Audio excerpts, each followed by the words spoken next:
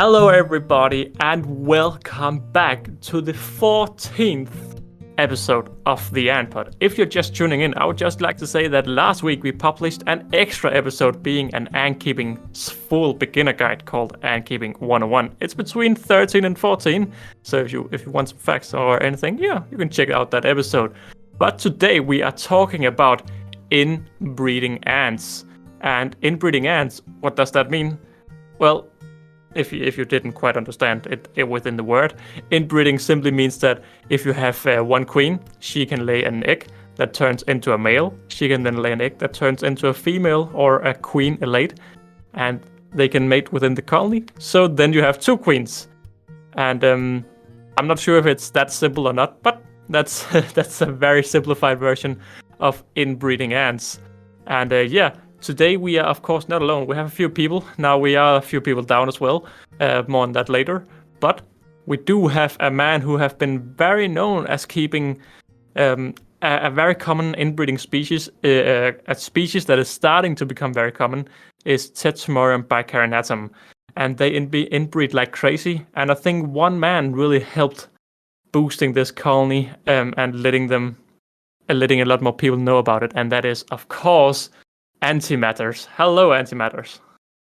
Hello, everyone. How are you doing, Great sir? to be here. Oh, absolutely great. Thanks. How are you doing? Very well. I'm sitting here chatting with my idol of Tetromorium bicarinatum. So that's very nice. So I just want to know, how old is your massive colony today, and how did you get it? Was it like a coincidence you got it, or did you know anything about how big they could get? Or can you share a little story about them? Yeah, well, I think it's about 9 months. It must be about the same time you got your leaf cutters, and so they're not super old. I think it was last November, and I thought I want an ant that won't hibernate, and that's all I really was looking for at the time. It was like, if it doesn't hibernate, like that'd be great because it's winter and all my other ants will hibernate. So yeah, I just got 3 queens and 20 workers, and away they went. Yeah, and they've since boomed into my biggest colony, I guess. Yeah, by quite a bit.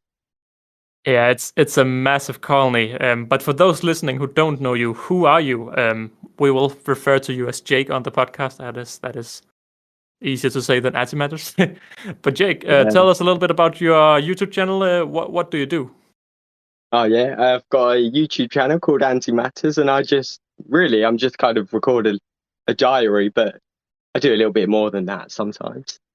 And yeah, I just like making ant videos, to be honest. And yeah, I really love ants, so it's great to share the joy of ant keeping with everyone else.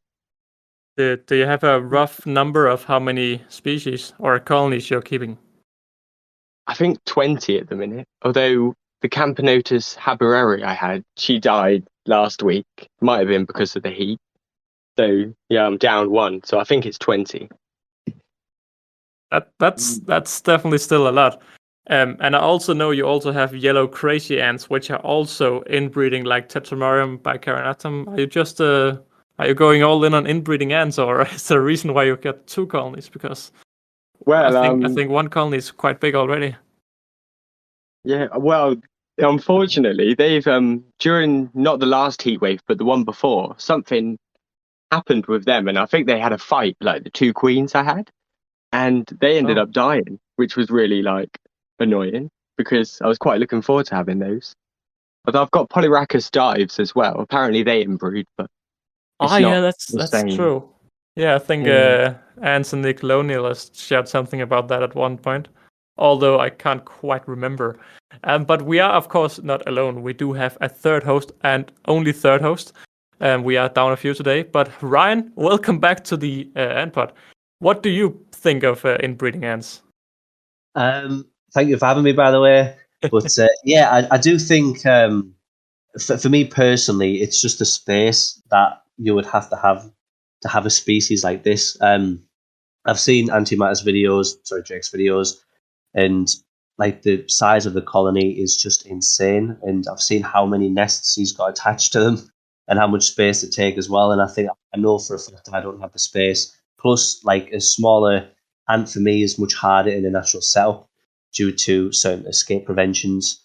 But it could be done. But for that species, you'd have to have, a huge tank, and I would not have the space. I think they're really, really cool, especially yellow crazy ants. I find those really, really cool.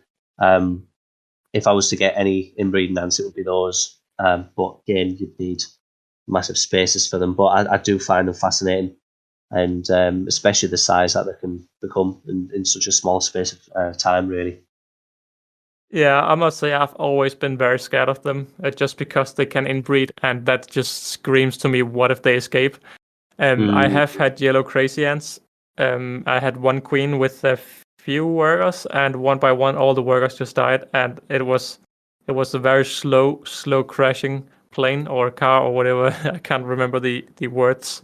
But yeah, it was a very slow car crash, as the colony just with no brakes. Oh yeah, that's true. I guess it was a little bit like that. I couldn't quite stop them from yeah.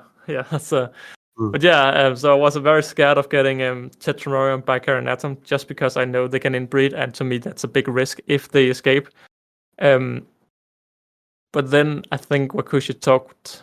He convinced me simply by saying if they escape, they don't have a water source, and then they will die. And from my countless acro and other escapes, I do find that very true, because there's small dead ants all over my table because ants have escaped, mainly the udder and the acros while feeding. So yeah, that was the big reason why I decided to get them. I forgot to ask you, Jake, how long have you been keeping ants for? Because you have some massive colonies. Of course, they're not that old, but how long have you been keeping ants for? I think at least 15 years. I think it is now. I started when I was about 16, 15. I kind of given my age away there, but yeah, it's quite a while. Yeah, I forgot. But that was just like Lasius niger and Myrmica rubra, just like year after year, like having some of those until I eventually realised you could get more ants on the internet, basically. And then I got carried away. Damn, that's a lot. That's a lot. I wanna. Wow, that's a lot of years.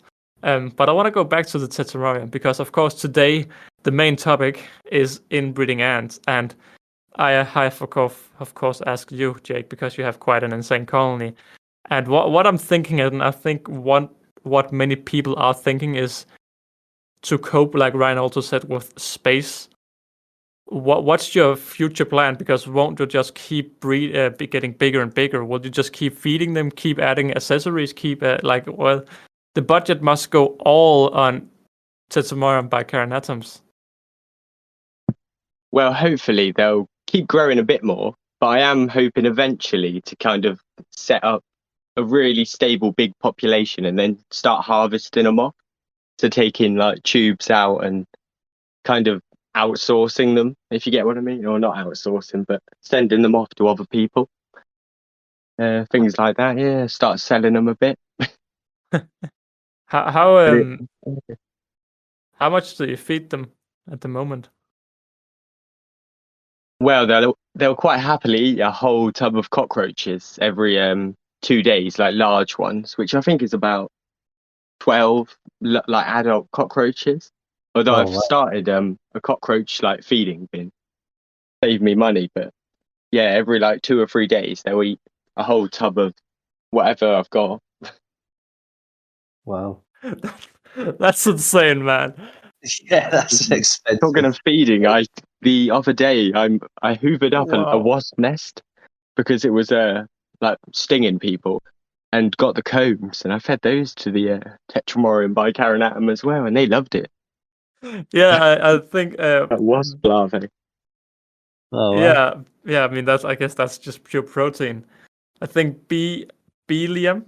I don't know if that's his. I think that's his name, Belium. Oh, Belium. Yeah. Belium. Yeah, that's how you pronounce it.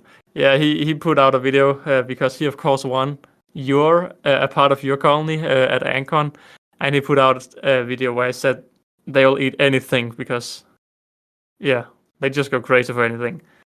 I mean, I guess that's good, but damn, 12 roaches. That's just what I'm thinking. It must be so expensive to keep the colony going. How are you planning to cope with that? Well, at any time I could kind of cut down the feeding, and they are quite responsive. So if you do turn the food down, they do slow down quite well, which is lucky.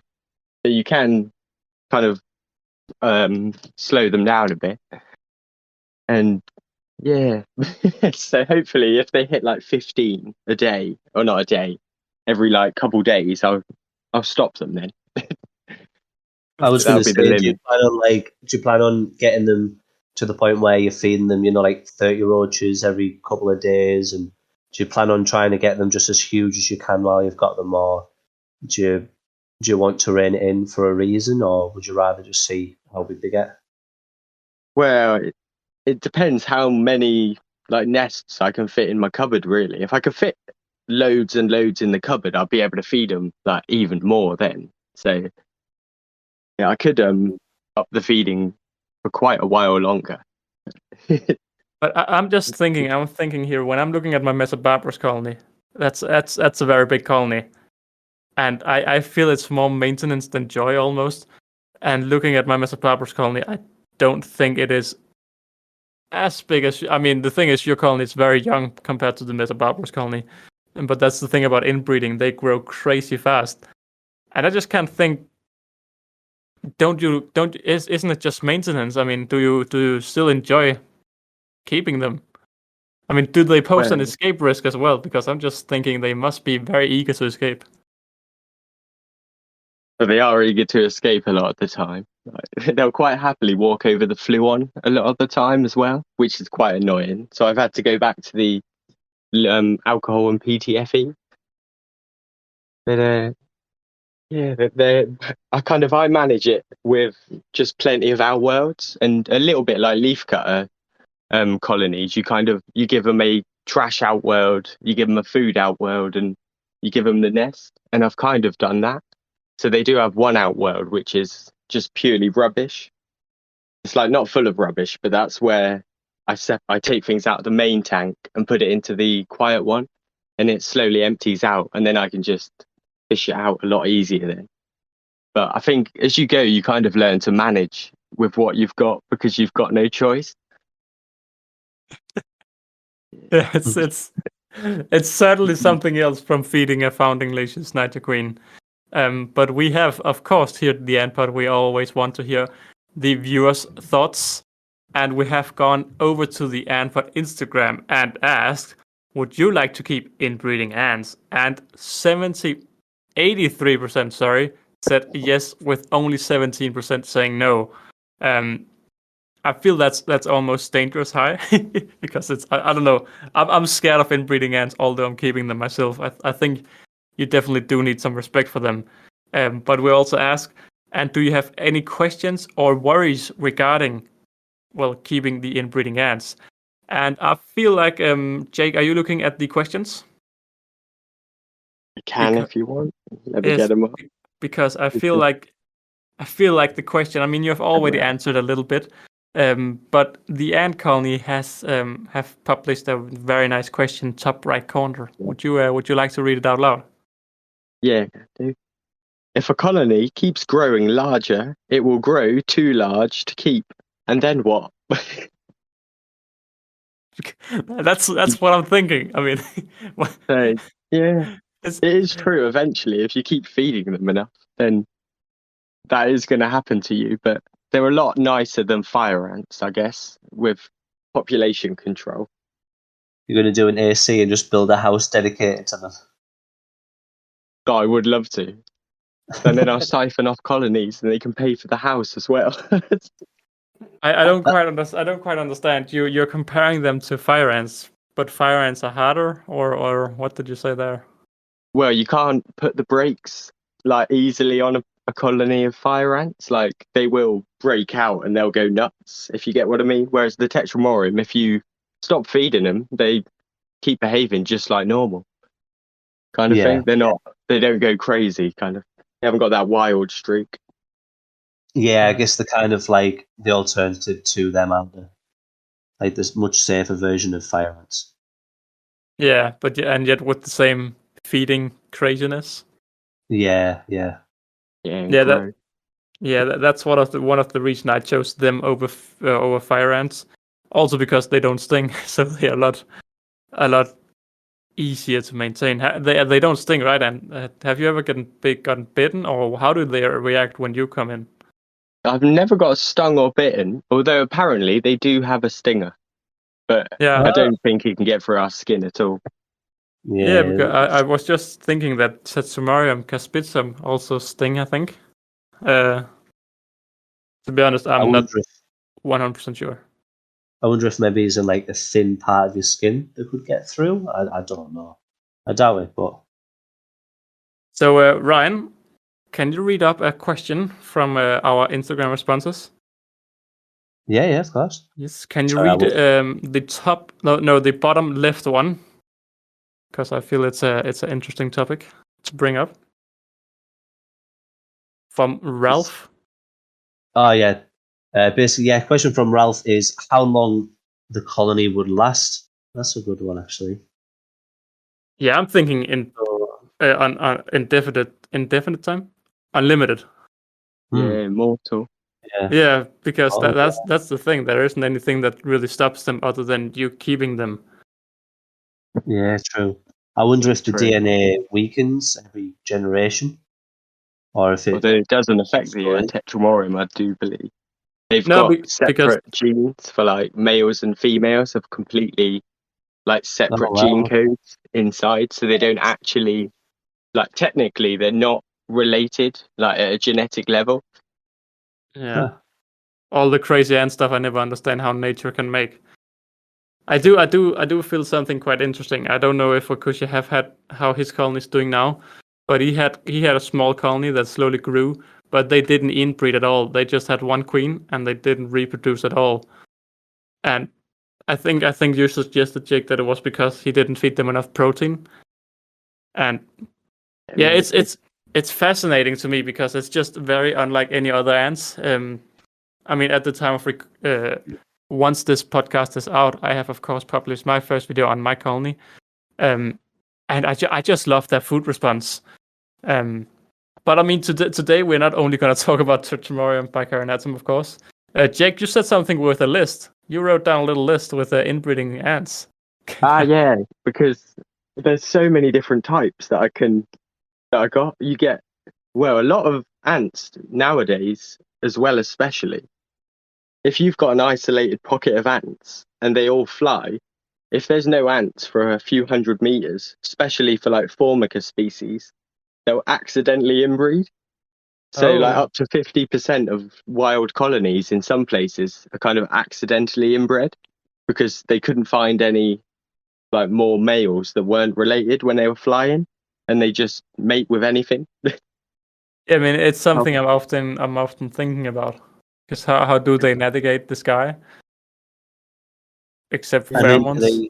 Are they still like egg layers and they lay healthy brood? And yeah, they still work out all fine. It just seems to be every so often they'll accidentally inbreed on the wing. Would you class Myrmica as inbreeding? Because I feel like that's one of the big. Some people say it's inbreeding, some people say it isn't. What do you guys have? You guys done any research on them? Because I initially actually searched for Myrmica just because I knew they were inbreeding, but as I kept them, I got more and more unsure whether they were actually inbreeding because I feel like people are saying different things online.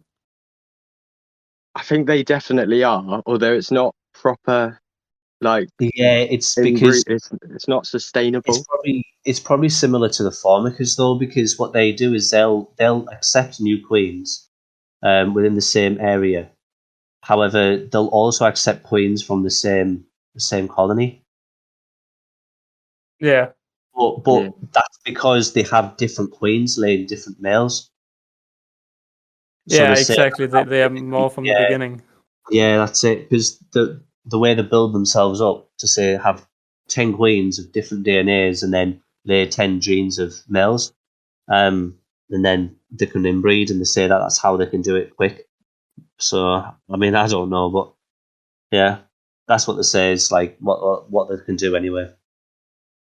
I feel a big question is for someone like you, Jake, to someone like you, Ryan, would you recommend keeping inbreeding ants after you have experienced them? Because I remember when at Ancon, when I actually won the Tetramorium, you were like, "Oh, you're gonna get stuck with Tetramorium and all of this," and it was all have a fun. But I'm thinking, would it be a species that you would recommend, or do you just I mean, looking at my Nikos, I would 100% recommend them. Looking at my Ada, I wouldn't. Yeah, is it a species that you like to recommend others? I would 100% recommend the Tetramorium by Carinatum, yeah. Just because they are spot on. And if you want to keep them in a small nest, they'll stay smaller and as well. And they're just manageable, but you can get a lot of entertainment out of them, I guess. Simply put, they're really good to watch. Yeah, I'm gonna be very interested in actually testing out. I mean, in half a year, how much you can control them, because I'm thinking I'll hit a control problem. I mean, you also hit your colony. I don't quite understand if they're European, the ants. Where do you know where they're native, the tetras?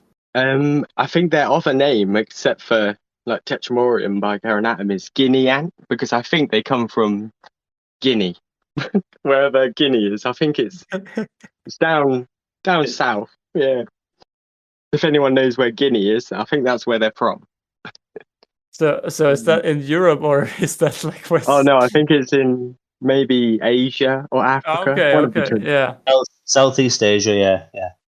Yeah. So it is quite warm there, although they'll do fine at room temperature at the same time. Yeah, it's a fascinating thing to keep. At least you don't need to hibernate them, and it's a colony you've got all year round. Yeah, but you can. Exactly. Yeah, I'm just thinking if it's something you would actually recommend to others, because I'd like to keep them just to get an insane colony. Although with the other filling my entire table, I'm maybe a bit more cautious about getting another insane colony. But I was going to say half your wall is covered in tubing, so yeah, you can kind of experience that. But at the same time, yeah, for me, it's just a space. I mean, I would love to have them because of how fast they breed and how quick they can get to huge numbers. And that's what it would be for, isn't it? It's like that huge, insane growth, and having that size colony is always really cool. But it's just a space for me. But other than that, I would love to keep them. So another thing at Ancon, I was very impressed for how much they actually formed a trail compared to the colony size. It wasn't that big, the colony, and they trailed like crazy already, which was one of the reasons why I really got hooked on them. I remember JB, he wanted to do a little time lapse on, like, I thought you can't really do a time lapse on them, but they were trailing. But another thing, because I mean, of course it's different. I guess it's not the same for all inbreeding species at all. But the tetras, I'm gonna call them tetras. That's Tetramorium bicarnatum, not to be confused with anyone else.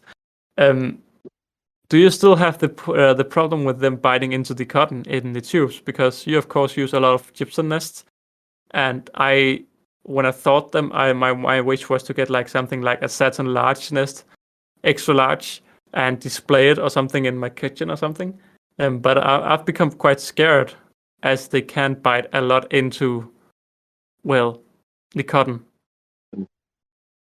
Well, I think if you put enough cotton in, like I found if you use an inch or more of cotton, that kind of keeps them out. So you should be okay until the tube runs dry. Like me and Wakushi have been kind of trying to figure it out because they just love to burrow through the cotton. But yeah, if you put enough in, they stop before they fully reach the water, and it's like dried out by the time they get there, which that's kind of lucky.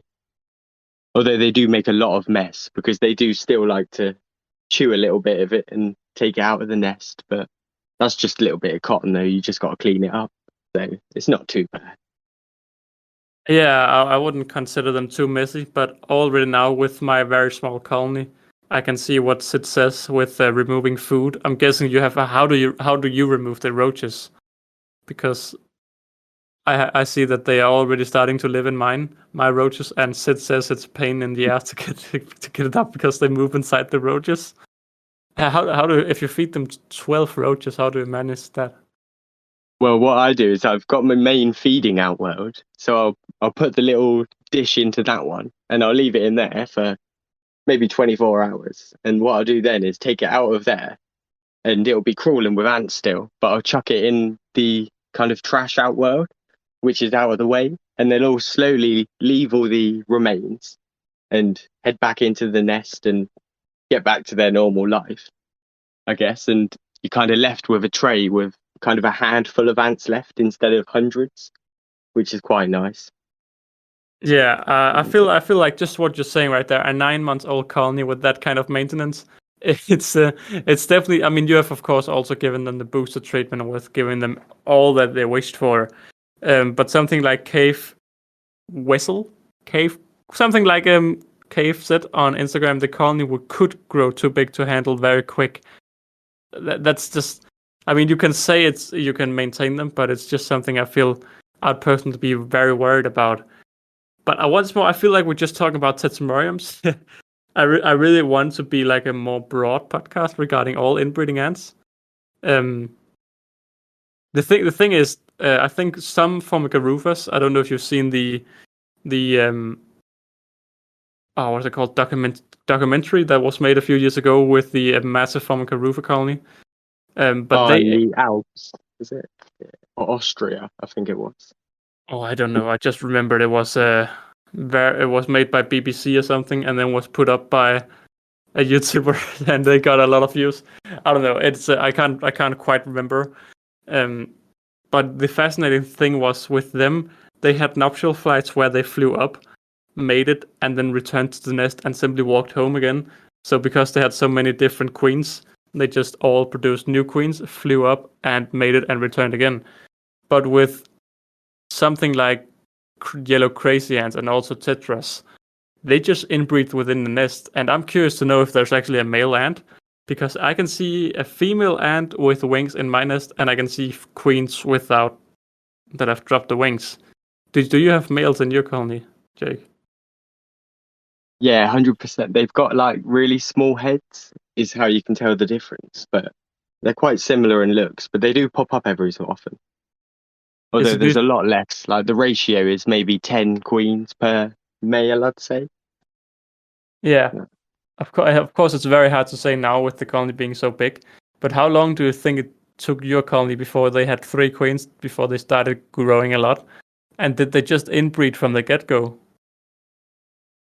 Yeah, I think so. I think I got them off the ant lady, and she basically, I think she splits it off her colony. Yeah. So there was already a late pupae and everything. So before long, I had 4 queens, which was quite lucky because one of the first queens died as well. And I was really worried at that point. I was like, oh no, they're all going to die. But then along came this like new queen and stuff. And yeah, they soon took off. But it was straight away pretty much. Yeah, I wonder how long it takes for them to have a new queen before they breed with them. But the thing is again, yeah. I don't have any drones in my colony. So if they produce a queen, how will she get mated? Will she get mated, or how will it work? That's some of the thing that really interests me. Also with the yellow crazy ants, because do they just walk around in the nest and they're just like, yeah, let's mate? So how long does it take them to go from like egg to queen elate or male elate? What's like the time frame? Is it quite short? 1 month. Really? Damn. Oh wow. Yeah, full speed anyway. Yeah, but you're also heating them. you're giving. But maybe 6 weeks, I'd say, probably without heating. Yeah. Still though, crazy. It's some speeds that you just. The thing is, aren't you scared that they will escape and you will have hundreds, if not thousands, of queens all over your room? What would you do if they did escape? Because that must be the biggest worries for people out there. Same to me, that they escape and start living inside your house. Do you have a plan for that? I do have a plan, and it would be to lay loads of poison because that's all you can really do. Yeah. And I have had before like tubes like pop off and massive streams of kind of ants go into places and back. But luckily they always seem to come home. So they all make their way back into the nest, and if you've like reapplied your barrier, they simply like fall back in and can't get out, or put the tube back on, sort of thing. Luckily, yeah. But it would be poison if loads got out and they were like late. It's all you can do really, because you've got to be a responsible keeper. Yeah. Exactly. Do you fear that? Do you fear that they would like to live in your house, or would you? Because my I don't know, the thing that makes me a bit calm is I know there's just not any food for them. But then again, if you have an old pipe that's leaking just one drop every few months, that should be enough for them to live. But again, then poison would be. What I'm trying to ask is what would you, for people who are scared of them escaping and starting to live, is there anything you would like to say to them? Well, if you can let your house get really cold in winter, that should knock them on the head. But mostly just you got to be observant and make sure your setups are secure. So if there is any gaps, they will get out of them. So you just got to be extra careful, to be honest. Yeah. And I guess it depends, doesn't it, as well? Because for some people, like, I mean, for me, I use like my setup is where my rooms are always the same temperature, keep everything stable. So if people did that in the pet rooms, then inevitably they would always be able to live in there naturally anyway. But how do they get water? That's my question. Well, to be able to get water all over mine, I've got a mini water pond. I've got a setups like everything. For you, they can just invade all the setups. But even people with vivariums, for example, or any other setup that's a natural setup, or with water in, they'll be able to get to it. And not only that, they only have to go probably not even to one room. They'll be able to find somewhere. You never know, but that's what happened to Ants. He's got a YouTube channel, but his Bicarinatum, they escaped out of his nest and they basically moved into his vivarium, so they live there now. Yeah, he would actually have been ideal because he also has Monomorium something thumbs something. Floridanus or something. Yeah. And I also think they are inbreeding because they just have a ton of queens, although I don't know. Yeah, they definitely are inbreeding. Yeah. I was going to say, yeah. I feel the inbreeding species are often very small. I mean the tetras are not a big ant at all. I was scared that they would be too small, but what are they? They're less than niters, right? Are they niter size? About equal, I'd say. Yeah. Didn't they say Fidole megacephala can also inbreed though? Those grow quite big, like the majors. That's true. I have a very hard time finding out if Fidoles can inbreed as well, because I feel like a lot of people say they can, like megalocephala. Yeah. But again, I don't see any giant colonies. At least I'm not searching. There's a lot of people in my Discord server with them, and they say they're inbreeding. And Stein as well. He's got a colony. Yeah. But yeah, I think they're quite fast as well. Yeah, because I know Hood kept Noda, didn't he? And those produce queens, but not egg-laying queens. Yeah, they did lay queens, but the eggs lay eggs, but the eggs didn't develop. Yeah. That was a very fascinating experiment, to be honest. Yeah, it was a really good experiment, to be fair. Yeah, it's really interesting. But apparently megacephala are like your tetras. Yeah. I mean, I think Tunu summed up my initial worrying quite well. She said she would like to keep them, but she always fails to do, as they always die in her care. I feel like yellow crazy ants, they are very common to try to keep, but I also feel like you said, Jake, you had a bad experience. I had a bad experience. I feel like they are expensive and they are hard to start. I mean, even as Canada, I mean, look how many times he boosted his colony. Then they got mites. Then he got rid of the mites. Then he boosted them with a wild colony or where he got a massive colony from. Then they got mites, and one thing led to another. Yeah. I'll definitely lean a But lot more to the Tetras on that behalf. although the yellow crazy ants, they take that inbreeding to the next level as well. But I found one thing that was really cool, I thought, about their inbreeding. But what they can do is the workers, they can still lay fully kind of fertile male eggs. And another thing the yellow crazy ants can do is the workers will lay males and they can mate with the queens, or basically their aunties. So the queen's proper offspring, and actually create more fertile queens as well, which I thought was a bit weird, but yeah. Oh, wow. Oh, that's strange. So the queen gets a worker, her child, and the worker gets a worker, her grandchild, and she can I thought that was quite crazy. That's like some kind of messed up story, isn't it? I just I don't understand how it works. I don't understand how ants have become so clever. Yeah. Although most of the other species can't do it. I think like Tetramorium, Fidole, and what's the Monomorium, none of those can do it as well. It's literally just like yellow crazy ants. It's such an interesting topic because it's a very controversial thing to actually keep inbreeding ants, especially if they escape into nature. And I definitely feel it's something, if you are keeping them, it's a different kind of responsibility. I mean, of course, you can use poison, but the second they actually, I mean, yeah, again, here in Europe, it isn't as bad because they will die during hibernation with winter. Yeah, I don't know. I feel it's got a bad reputation just because already exotic ants have some kind of reputation. Is it? Have you guys thought of that? Very quiet.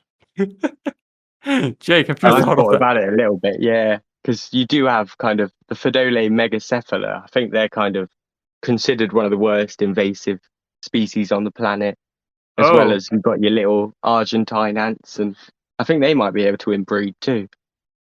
So they kind of, some of them are really how could quite we forget bad. about them? Argentine ants. Yeah. The world's biggest colony, and we haven't even we've completely forgotten about colony. them. Yeah. Yeah. They take inbreeding to a whole other level. I mean, you can just take a colony from one part of the world and just dump into the other colony, and they'll just live together. Perfectly fine. It's quite amazing, really, isn't it? Like, yeah. I don't think they know where they came from properly either, because I'm not sure they actually came from Argentina. Like, No. I think no one knows. It's just kind of a guess of like, yeah. And the crazy thing is, they are also in Spain, so they are also in Europe, even though we have hibernation. I'm pretty sure. So they are. They are really adapted. Yeah. Do you guys know anyone who's keeping them? I don't. No, I don't. I remember Jordan Dean did, but he did the responsible thing once they got out of control. What was that? Yeah, he froze them. Oh, really? Yeah, he just dug wild colonies up and put. I mean, I don't know how much he dug, but how much he found. But he just got random workers and just all put them together. And they had the interesting thing was that they actually killed the queens.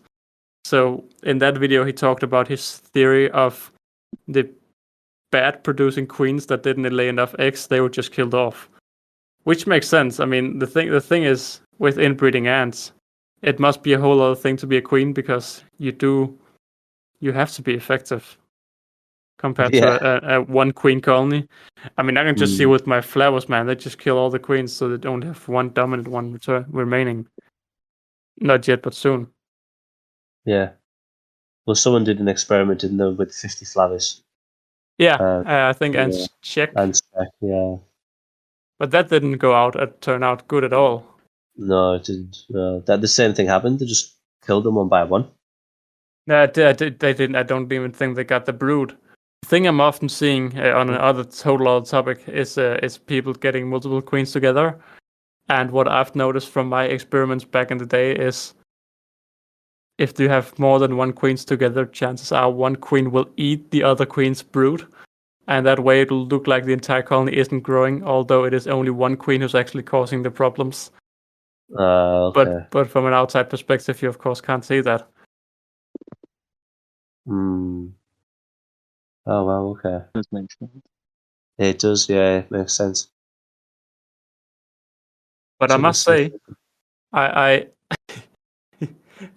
I don't know. I don't know if I'm a little bit tired, but I feel like this the podcast is running a little bit dry. I'm almost tempted to say if we should go into this week's Ant news. Of course we could. How can we forget Mr. Matter, who took our concept and I stole it. Oh yeah, Hands terrible. up, yeah, I'm guilty. terrible. Oh man. But yeah, I mean, guys, have you any exciting things happen over the last week? Have you seen anything exciting? I've managed to get some materials to build my crested gecko setup, and hopefully another 5-foot tank ready for a species, which I'm not saying yet, but I'm making it into a theme tank. So got that to come soon. But yeah, other than that, other videos, just yours, which obviously I can't say much on because I'm a member. So if you aren't a member, be a member. And then Deep Colony, I've been liking his DIY ant farm stuff he's been making lately. It's really, really good concepts and easy to do yourself. So that's it, really. Yeah, and I think you also have a little bit of ant news regarding your Ligniperda. Oh, yeah. Video released yesterday. My Ligniperda did die in the heat. Well, to be honest, that's the thing. I saw the queen upside down, which to me would say dead. But then you're talking an hour later, she wasn't there. So I don't at all think she's alive, but there is a slim chance. I think in about a week or two, I'll be going down and digging it up and seeing what's below. A week or two, man. I waited 2 months with my Singularis. Oh, okay. Well, by then it'll be in 3 weeks, though, because it's been a while since. Yeah. But yeah, I think that long because I'm not seeing much. I've only seen one worker now in 2 weeks, and yeah, it's not looking hopeful. I think the whole colony suffered. So yeah, I'll see. But I've just kept up the maintenance as if they're alive. And if I see them, I see them. Yeah, I did the same with the Singularis for a period. I feel something very interesting. I mean, this is for the hardcore ant keepers, the ones who are actually hearing an ant podcast. I normally when I feed my Mesobarbarus, I sometimes just drop a little bit of water inside, and I dropped the water inside, and came too much water inside, and the water started flooding over towards the trash pile, and water on ant trash is, at least with the Mesobarbarus, I've done this once before, it wasn't as bad as this time. It gives off a terrible chemical, a very, very bad smell, like really, really, really bad smell. And I of course I have very little ventilation. I do have ventilation, but not that much ventilation on the Mesobarbarus outworld. I don't know why I'm saying this. I just feel like I want to share it because I think I've only said it to Wakushi actually. But I came in the next morning, and I was devastated. There's always around 1,000 workers in the outworld, I think I can say without actually being too crazy. And they were all dead. Like, all dead. Half the colony, it seemed like they were just piles of dead. And I got so upset. I took my hand down there and I grabbed an entire ball of dead ants in my hand just to see if there was anyone alive or what was happening. But the fascinating thing was I could smell this really terrible smell inside, and I knew from my Herculinus experiment, or my Herculinus colony that died a few year back, that they could actually come back to life sometimes if you were lucky. And my Herculinus colony, of course, came back to life when I gave them a lot of air, because the newly fresh air gave them a lot more oxygen. And they were, of course, they died because they were in the middle of the tube change, and the water had heated up so much that it had expanded and created steam, and then they didn't have any air to breathe. But once I put them out in a box, they woke up. And the exact same thing. I am so annoyed I didn't record it but I was so upset that I had killed them that I didn't want to record my massive failure. So I didn't record all the hundreds, if not thousands, of dead workers in the outworld. But I just took the outworld off, and I gave them maximum ventilation. I took the outworld lid and just pushed it all up and down like a fan, and just gave so much new air inside, and opened the door so we had fresh air coming into the house. And in the afternoon, they were all alive again. Throughout the day, all the workers woke up, and I can't believe to think that something can happen with a queen if she died in a hot period. I don't know if you sometimes you have the film on your outworld. So I don't know if you had it out at that time, but film on the outworld could create little oxygen. I don't know. I just want to get that story out because I actually haven't shared it with anyone. But with Wishy. I have I keep a fan blowing across all three at the top, just like a fan blowing across them all. Yeah. So they get air, but it would have been because of the heat, because those 3 tanks are in the kitchen, whereas everything else is in the animal room, which was much more controlled. Whereas that's why, because I'd controlled that. I wasn't worried about in the kitchen because I thought, oh well, it's the back door is always open in the summer because it's always letting air through. I thought it'd have been fine, but because of that fact, it probably cooked them more, and I just didn't think. Because the air was so warm, that's what made it so tough. Because the air was hot. So anyway, I will be trying, and if they're okay, then they're okay. I can just go back to normal, but it'll have definitely knocked the colony sideways, so it'll be like starting over again. Yeah, especially with Campanovas. Yeah, exactly. Go sideways. I mean, I don't want to drop the ball, but I know a guy who have Ligniperta, Campanovas Ligniperta colony with Nicobarensis workers inside, and they're doing well. But yeah, it is. Really? I'm actually really considering trying the same with my Ligniperta, just boosting them with Nico Brute because it's been done successfully before. Oh. Yeah, I'm really tempted to do it, but I don't know why. Because I don't personally. I don't have useful. Potentially do that with other Campo species. Not with Singularis. Speak from a man who may have tested it. They will not accept brood from. Yeah. So yeah, the way it was done. I mean, I don't know if I can say it out loud. I don't know if he. The way it was done is he enclosed a pupae, gave it to the. He got a Nicobarensis pupae, put it inside the Ligniperta. Nothing happened. He enclosed it. It laid in there like a naked pupae. Nothing happened, but the naked pupae slowly woke up and started enclosing the other Nico workers, and they just lived together happily. I tried the same with my Singularis. Put a worker in there, enclosed it, and once it woke up, the Singularis went out and killed it. So on that occasion, it didn't work. But yeah, something to try for a failing species if you have an easy supply of lots of brood of some sort of species like Nicobarensis. Mm-hmm. Yeah. But yeah, antimatters, Mr. Jake. Do you have any? I mean, of course you've just made your ant news, but within your own personal ant room, do you have any news? I do have one newsworthy topic, I think. I think Ryan already knows this, but the other day, my army ant tank, I have no idea how, because it's a glass tank with completely smooth sides, and it's away from like all the walls and everything, but somehow a mouse got into the tank. So for a day or two, I kept finding these little tunnels, but quite big tunnels going around the tank. So I started digging and eventually found a little mouse. But I got quite lucky, I think, because it didn't go near the ants and the ants didn't go near it. So nothing bad happened. But, yeah, it was quite interesting though. And it was when I looked in and saw a big pile of mud, it was like, oh my God. But it was quite cool having a mouse there for a little bit. Oh, that's so crazy, man.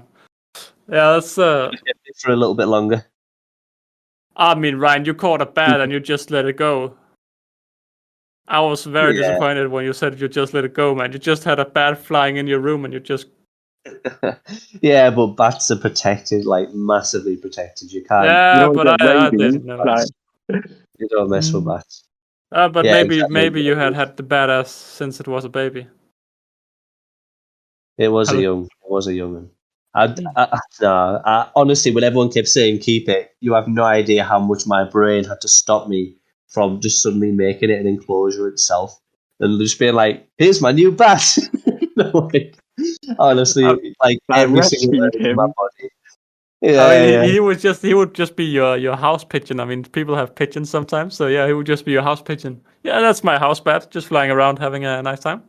Yeah, he hasn't got rabies, I promise. Or at least I hope. But yeah, guys, yeah. do you have any things to add regarding inbreeding ants? No, not much myself. Basically, I would just say if you're going to keep them, be careful, and make sure you've got plenty of space. I know it's been done. I would like to keep them, but I personally wouldn't yet. Also, how easy they can probably escape. So escape prevention's definitely something to consider. I mean, to end it off, DIY is probably not the best solution. What happened to your DIY nest part, Anty, Jake? Mine, it just had hydration issues. So like hundreds of workers were just drowning like every day. So I decided, well, they could sustain the population, but it was just making so many dead ants. It was like, nope, this can't go on. So I pulled the plug on that one. Yeah, okay. So it wasn't because it didn't work escape-wise. No, luckily they hadn't started escaping yet, but I do think there probably was a matter of time until they would have started escaping. Yeah, because without a secure box, they're kind of out, and they can fly as well. Like once they get big enough, the elates will fly off as well, which is a bit of an issue. Is that something you're seeing in the outworld? Yeah, I've noticed if there's kind of I've got test tube feeders at the minute in my outworld, and the elates will climb to the top and have a good little fly around, and it's like, luckily the lid's on, but I think they are fully able to fly. Just got to be responsible, I guess. You need to do the responsible thing and use a lot of money in buying proper setups to make. Don't go in. Yeah. If you've got no pocket money, like, don't do it. Yeah, and then it gets very expensive, like Solenopsis and like all of these species. But that is just the responsible way of keeping crazy colonies, crazy ants. Yeah, I think that's what Hood said, didn't he, about his fire ants just having the money to keep buying like nests or thinking ahead. Yeah, it's always looking ahead. Definitely something to have in mind. I mean, yeah, it is expensive to buy a lot of nests. It's not expensive to buy one nest, but if they need another nest in a month, then it can quickly get very expensive. Yeah. And they'll happily like double every month. Well, my bicarinatum anyway, like say if I've currently got 10 Gen 3 medium nests, and to keep up, I'd have to buy like 10 more next month, and then like 20 more the next month after. And before long, you'd have to like remortgage your house. So got to be careful. Sign the house over as the ants. Pardon? You'll end up having to sign the house over to the ants. A lot more real estate. You're living with the ants now. They're not a. Can I rent a little corner for my bed? And my other ant colonies. Yeah, that's the thing. It's not good if they escape, mainly because they have so many workers that can raid other colonies. So that's also something to have in mind. It was actually quite fascinating with my Mesobarbarus escape. All the proper setups didn't even know that was a tech. All the DIY, the naturalistic setup, all of these protected from the inside. The ant, they just got attacked like crazy because these setups are not made for ants coming outside. But again, that's because we're in the Europe. Tropical ant keepers will know the difficulty of keeping outside ants out as well. But yeah, it's something to have in mind at least, because your colony may escape and just go bad and go crazy with your neighbor colonies, your other colonies. Amazing that your messes didn't mess with your Singularis as well, though. Oh, they did. They did. Okay. Yeah. The Singularis, they are dead. I mean, they are not dead. They have a queen and 2 majors, but 0 brood and 0 minor workers. And they had like 7 or 8 workers before the Metabarbarous escape. So, yeah, I don't know what happened to them. They're not doing good, at least. That's all I can say. But yeah, I think it is time to end this podcast. It was a little bit of a different one, a little bit slow and steady, just having a casual chat. I haven't really talked about my Ant news, and to be honest, normally I'm trying to come a little bit prepared and having like a note from the weeks that have gone by. But this week I've just been so busy building my own little tiny leafcutter outworld for my leafcutter. Something good. So yeah, I think that is my Ant news, that I've built the outworld for my leafcutters. And once this podcast is out, the other video should drop next Sunday from this date that it is out. But yeah, guys, any final words you would like to say, Mr. Jake? Not really, but I am looking forward to that video because your colony is massive nowadays. Yeah, and only 9 months old. Humongous. Yeah, I don't know what you're gonna do in winter, so. No, I mean, I've planted a garden outside just for the adder, but that garden's gonna laugh at me, and that's yeah, there's not enough leaves. Winter, it'll be gone. Yeah, I mean, I spent so much money in buying plant boxes, and just I have some big boxes filled with plants, but yeah, nothing serious enough for the adder. Just by the matter of fact, for how much they eat within a day, it is unbelievable. But yeah, guys, I think that has been it for this podcast. So of course, you're not familiar with our outro format, just because we don't really have an outro format. But last time I think it worked quite well with us all just saying bye at once. So I will say that next week our topic is gonna be DIY nest. I mean, it's actually quite a good topic because today we talked a little bit about DIY.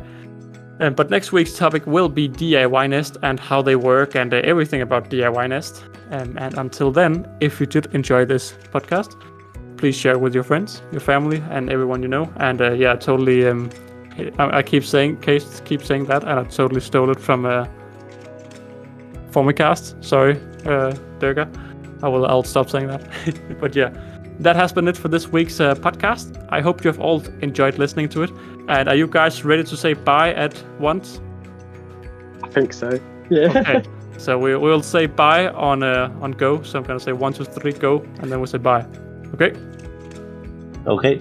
Oh, I'm just gonna say 1, 2, 3, and then bye. Okay. Good. 1, 2, 3. Bye.